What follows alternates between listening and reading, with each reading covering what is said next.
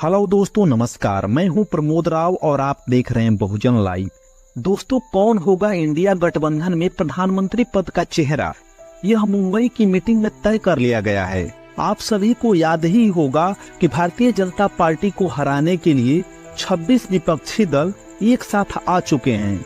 इन विपक्षी दलों की जो पहली मीटिंग हुई थी वह पटना में हुई थी और दूसरी मीटिंग बेंगलुरु में हुई थी। उसके बाद तीसरी मीटिंग 31 अगस्त और 1 सितंबर को मुंबई में हो रही है।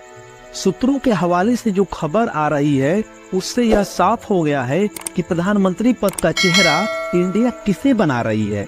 तो आप लोग वीडियो में बने रहिए, इस वीडियो में पूरी जानकारी दी जाएगी।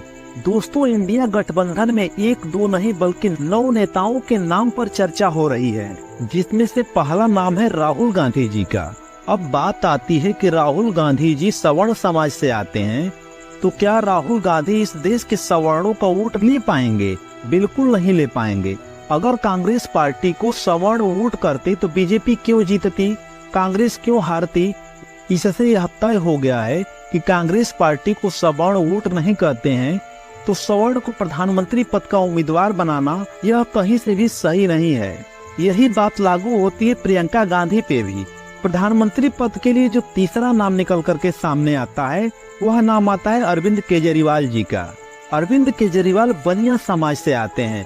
अरविंद केजरीवाल क्या बनिया समाज का वोट भी ले पाएंगे? बिल्कुल नहीं ले पाएंगे। विपक्ष को जितना भी वोट मिलता है, केजरीवाल जी को जो भी वोट मिलता है, वह SC ST OBC के साथ साथ मुस्लिम समाज का वोट मिलता है। इसी क्रम में जो चौथा नाम प्रधानमंत्री पद के रेस में आता है वह नाम आता है बंगाल के मुख्यमंत्री ममता बनर्जी जी का। ममता बनर्जी जी को भी सवर्ण वोट नहीं करता है। अगर ममता बनर्जी जी को सवर्ण वोट करता तो बंगाल में भाजपा इतनी सीटें कैसे निकाल पाती? वह सीट नहीं निकाल पाती। ममता बनर्जी जी को भी इस देश का बहुजन, इस देश का मूल निवासी वोट करता है। तो आप लोग विचार कीजिए कि वोट इस देश के SC ST OBC समाज के लोगों का और प्रधानमंत्री सवर्ण समाज के लोगों का, यह कहां से उचित है? अब अगला नाम आता है मल्लिकार्जुन खड़गे जी का, जो वर्तमान में कांग्रेस पार्टी के राष्ट्रीय अध्यक्ष हैं।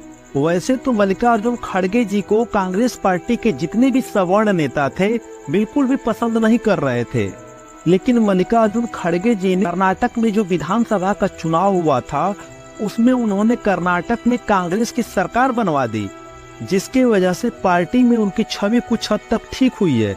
मल्लिकार्जुन खड़गे जी कर्नाटक के ही रहने वाले हैं। मल्लिकार्जुन खड़गे जी के नाम पर सहमति बन सकती है। प्रधानमंत्री पद के रेस में एक और नाम आता है जिसको हल्के में लेना नहीं है, वह नाम है हेमंत सोरेन जी का, जो कि झारखंड के मुख्यमंत्री हैं।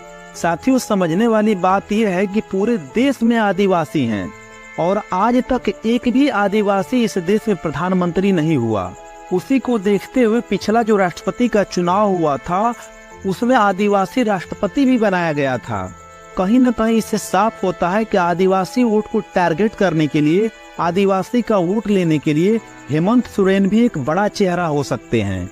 जो विपक्षी दल की ये मीटिंग हो रही है, इस मीटिंग में OIC जी और बहुजन समाज पार्टी के राष्ट्रीय अध्यक्ष बहन जी इस गठबंधन में अभी तक शामिल नहीं है, इसलिए इनके नाम पर कोई चर्चा हो सवाल ही पैदा नहीं होता है। इस मीटिंग में सबसे जो मजबूत नाम सामने आ रहा है वह नाम आ रहा है बिहार के मुख्यमंत्री नीतीश कुमार जी का। नीतीश कुमार जी के नाम को लेकर भी सहमति बन सकती है, क्योंकि इस गठबंधन को बनाने के लिए नीतीश कुमार जी ने ही शुरुआत किया था और पहली मीटिंग पटना में हुई थी।